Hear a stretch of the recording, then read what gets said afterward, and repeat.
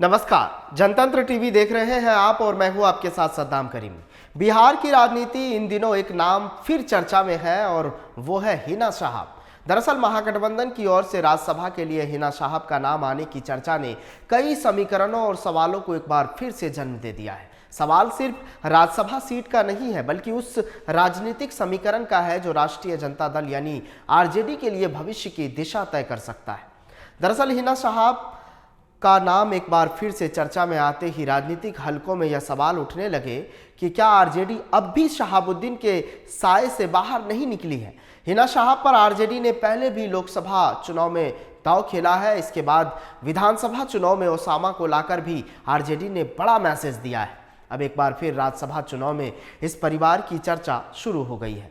दरअसल हिना साहब मरहूम बाहुबली नेता मोहम्मद शहाबुद्दीन की पत्नी है। बिहार के राजनीति में शहाबुद्दीन का प्रभाव लंबे समय तक रहा है, खासकर मुस्लिम वोट बैंक पर। आरजेडी के लिए चुनौती यह है कि शहाबुद्दीन की विरासत से दूरी भी रखनी है और उससे मिलने वाला राजनीतिक समर्थन भी खोना नहीं है। यही कारण है कि पार्टी के भीतर कई नेता मानते हैं कि हिना साहब को राज्यसभा भेजना भावनात्मक और राजनीतिक दोनों तरह से फायदेमंद हो सकता है।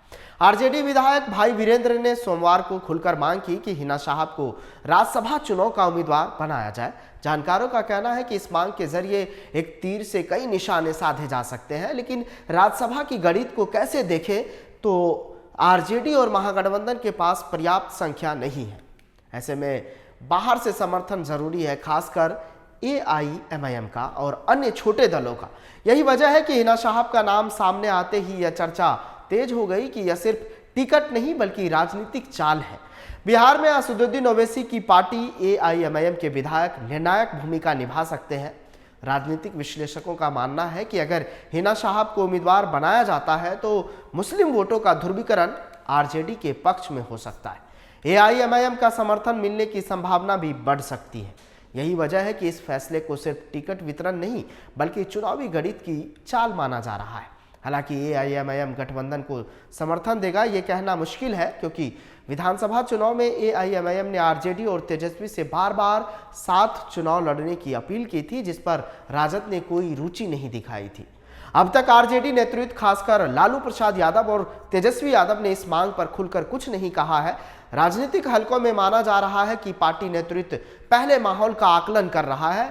यह भी संभव है कि हिना साहब का नाम उछालकर संभावित प्रतिक्रियाएं परखी जा रही हो, सहयोगी दलों की भी और विरोधियों की भी। बिहार विधानसभा में संख्या बल एनडीए के पक्ष में है, जिससे 4 सीटें लगभग तय मानी जा रही है। असली मुकाबला 5वीं सीट का है। आरजेडी को इस सीट के लिए अतिरिक्त समर्थन चाहिए, एआईएमआईएम, बीएसपी या क्रॉस वोटिंग की उम्मीद। ऐसे में भावनात्मक अपील प्लस राजनीतिक समीकरण का संयोजन ही जीत की कुंजी हो सकता है। राजनीतिक विश्लेषकों के अनुसार यह पूरा प्रकरण आरजेडी की एक पुरानी दुविधा को सामने लाता है। क्या पार्टी अभी भी शहाबुद्दीन की राजनीतिक विरासत से मुक्त नहीं हो पाई है?